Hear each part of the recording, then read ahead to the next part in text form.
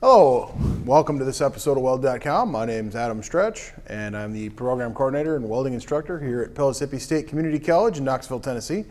I'm also one of the content creators and advisors here on Weld.com. We appreciate you tuning in to this episode of Weld.com, and this series we've got for you, it's an educational series on Flux Core arc welding. This first series is going to be our introduction. We're going to kind of overview, give you that 30,000 foot view of Flux Core arc welding, what's involved, how it works, how to set up a machine, what these different wires are used for, the right parts to be using. As you progress through this series, we'll be able to jump into the next series, which will be a little more advanced. We'll take a deeper dive into it. So let's get started on the Flux Core arc welding process. All right, Flux Core arc welding. What are we talking about here? This is a lot like the gas metal arc welding process. We're going to be using a wire feeder and a power source, whether they are separate or together. We'll take a look at those. It's going to be a constant voltage machine. So you've got constant current. Constant current is where you're going to set amperage, something like your SMAW, your stick welding, or your GTAW TIG welding, in which you set your amperage. Those are constant current machines. For this Flux Core process, both self-shielded and gas shielded, we'll be using a constant voltage process. This will be done CV, and it'll be done with a DC arc for the most part. This is going to be a DC arc process. Depending on which wire we're running, we will be either running direct current electrode positive, in which the positive lead will go to the feeder and the negative lead, work lead, will go to your ground clamp or work lead and work clamp, or we'll be reversing them and run direct current electrode negative for certain wires. And that's one spot we're going to highlight because that's an area that a lot of people make mistakes, is making sure that you've got your machine set up properly based on the wire you're running. So Flux Core arc welding. What is Flux Core arc welding? Well, you guys have seen stick welding or shielded metal arc welding, in which you have a metal rod with a flux around the outside of it. So a solid metal rod with a flux around the outside of it. Different flux combinations give us different properties. The problem is when we weld with this, we end up with stub loss. So this much of the rod becomes waste, and a lot of this is turned into the smoke and the slag layer that appears, and then the rest is your deposited weld metal. Well, you've got to stop every 14 inches and put in another one, and burn this one and put in another one. And that's great for field work because of its ability to not need a separate shielding gas. But boy, wouldn't it be nice to take all the benefits of using that stick rod and have it continuously feed out? If we use something like this roll of outer shield, or FCAW-G, this will allow us to kind of do the same thing we're doing here, but backwards. We take all the flux that we would have on the outside of this rod, we crush it all up into a powder, and we put it on the inside of this wire. So this wire has the same, and when you break them off, you can get a little bit of that powder to fall out of here. So that's one way to tell that you've got Flux Core wire is, grab a little piece of it, bend it back and forth a couple of times, and if it breaks and you get just a little faint bit of powder to come out, that's a Flux Core wire. Your hard wire that you would be using for gas metal arc welding type process is not going to be something that you can simply bend back and forth a couple of times, bend back and forth and snap off. And that just pops right off of there. And if you look real close, you can see where the powder is on the outside. Well, that powder is this flux layer crushed, put inside of the roll of wire. Now when we form this, we actually start with some steel banding, and we draw it down into a really thin diameter, and then we'll turn it into a little bit of a V. And then it'll go through a machine that's going to take this crushed flux on the outside and drop it into that V. And then it finishes rolling through dies into this shape. Once it's in this shape, we start drawing it down and drawing it down and drawing it down, making it smaller and smaller and smaller. So for an industrial application, it would be very common to be running like a 1/16 Flux Core type wire. For a homeowner application, it'd be a little more common to be using an 030 or 035 type. 045, which is this one here, is also a very common size. We're going to get into the different sizes and kind of their applications, where you might use them, where you might find them, and why you might choose different sizes of wire. All right, let's start by breaking this down. Flux Core arc welding, FCAW. Flux Core arc welding is designated with two different designators at the end. So we'll have FCAW, like this, FCAW, which is Flux Core arc welding. We have a -G. The -G means that it's a gas shielded flux core wire. Gas shielded flux core wire is going to use primarily one of two different gases. Straight CO2, 100% CO2, or a mixed gas. Most commonly in a mixed gas would be your 75-25. 75% argon, 25% CO2. We can get into an 80-20, 85-15 type gas situations, but the two most common gas shielded flux cores are going to be that straight CO2, which has excellent penetration characteristics and a very low operation cost. So it's giving us the ability to use a shielding gas without the additional cost of the 75-25 and some benefits in the penetration that we get out of it. Smooth out your puddle a little bit, clean up some of the spatter. Switching over to a mixed gas can be helpful. Now, we also have an FCAW-S. FCAW-S stands for self-shielded flux core. That's going to be more along this line. Our self-shielded flux core, we commonly see this referred to as inner shield, gasless MIG wire, gasless flux core. We see some of the more budget-friendly machines that are a gasless MIG welder. Well, you're not really MIG welding because MIG stands for metal inert gas.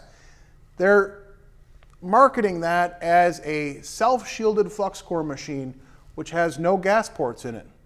It's a very budget-friendly way to get into welding, and it's still very practical if you need to do some artwork, make some repairs around the house, and then as you progress from those more budget-friendly machines into advanced industrial equipment, we start running things like this self-shielded flux core in field applications off of a welder generator through a feeder box. So we go from great big giant equipment down onto little stuff with little rolls of wire. They all have their application. There's a time and a place for them. Now what could that time and the place be? So let's look at the wire types. Flux core arc welding wires fall under the AWS specification, the American Welding Society's specification of A5.20. That's going to designate that it is a flux core wire or a tubular type wire with powder inside of it. From the flux core, we get into our classifications. Our classifications are going to look like this: E, X, X, T, dash, X. And then we've got a couple other letters and numbers that will follow. Each one has its application. So E stands for electrode.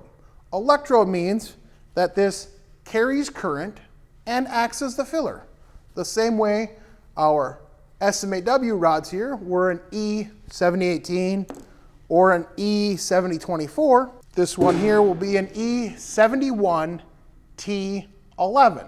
So the E is again electrode. The 7 designates that it's a 70,000 tensile strength. That's pounds per square inch or 70 KSI. So it's got 70,000 pounds per square inch of tensile strength. The second designator, this one here, that'll be, your E7, we'll either put a 0 or a 1 in this location. The reason we have a 0 or a 1 is very similar to the way that those stick rods are designated. Your E7018, the 70 is your tensile strength, and the 1 designates that it's an all position. That same 1 is used in this flux core application. E71 will tell you that that is an all position, which means flat, horizontal, vertical, and overhead. It can be used in all positions. It's going to be a little bit faster freezing. If you have an E70, 70, the 0 there is going to be a lot more like you would have with a 7024 being a 2 designator here. That is designating that it is a flux core wire that is designed for flat and horizontal. When we say horizontal in this, we're really looking at T-joints. So this would be a 2F position, a horizontal weld for that wire. If you see the E70, that's going to tell you that there's a little bit more iron powder in there, and it's going to be a little bit runnier puddle. And that's why it's designed for those flat position type applications. They work great for depositing a lot of molten metal, but it's kind of a runny puddle. Where your E71, more along this line, will be a little bit faster freeze puddle. Both still are going to have a slag layer. Both are going to be a flux core, but one's designed to be used in one application and another's another. Make sure you got the right wire. You've got a T here. The T stands for tubular. I always like to go Teenage Mutant Ninja Turtles, right? So we've got E71T tubular, meaning that this wire is a tube that is hollow on the inside, and it's been filled with flux. That is a key indicator that we're going to have to switch something inside the machine. When we see that T for tubular, it means we're going to have to take a look at our drive rolls, and we'll get to that in a second. Then we've got a dash something. That dash X, that last number there, is going to tell us a lot about the wire. Whether it's a 1, 2, 3, 4, 5, 6, 7, 8, 9, 10, 11, they all have different applications. That designator will tell us, is it direct current electrode positive? Is it direct current electrode negative? Is it a single pass or a multi-pass? Because some of these flux core wires are only designed for certain thicknesses of material, and they're really only designed to put one pass down. They're not designed for multi-pass applications because of the dilution between the base metal and the filler metal and the filler metal and the filler metal that takes place. So we got to make sure we're running the right wire in this application. It will tell us if it's going to be a gas shielded or non-gas shielded, inner shield or self-shield application. Then we're going to have something like a C or an M. So again, we would have E71T1C. That C will designate that this is a CO2 shielded dual shield wire. A E71T1M will tell us that it is a mixed gas. It's designed to run on that 75-25 or an argon CO2 blend. If we had something like an E71T11, which is one of the most common self-shielded wires, that's going to tell us that we're not going to use shielding gas with that. We're going to have to reverse our polarity. E71T11 is going to be ran direct current electrode negative. We do not want to run shielding gas on gasless wire. There's a lot of properties inside of that flux that have been put in there to create a small atmosphere. And if you put shielding gas behind it, it can cause problems with cracking in your welds and some other physical and chemical properties, because the flux that's in there is actually designed to react with the oxygen and nitrogen from atmosphere and create that atmosphere. If you put shielding gas on it, it can't scavenge those from atmosphere and have that appropriately take place. So do not use shielding gas on self-shielded wire. In retrospect, we don't want to use gas shielded wire without the shielding gas.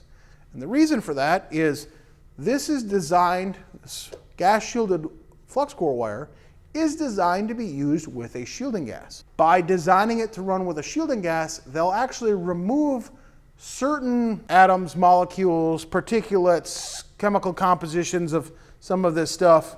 That's things off the periodic table of elements, right? And they're going to remove some of that because it doesn't need to create that same atmosphere. Instead, they're going to replace that with some of that mill scale, dirt, grease, grime out of the weld, because it knows that it's got the shielding gas to replace what it didn't have to create its own atmosphere. So don't use shielding gas on self-shielded, and don't use gas shielded without shielding gas. Make sure you're using the right one. I know that this can be a little confusing, so it does help to look it up. There's a lot of different designators that come after that. We'll take a little bit better look into those in the intermediate class that we do on this. Right now, you can get way too much into the weeds, and we're not throttle back for you guys.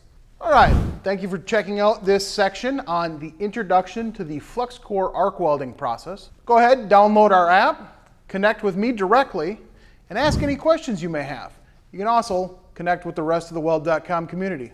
Thanks again. Use this new knowledge. Go make some money.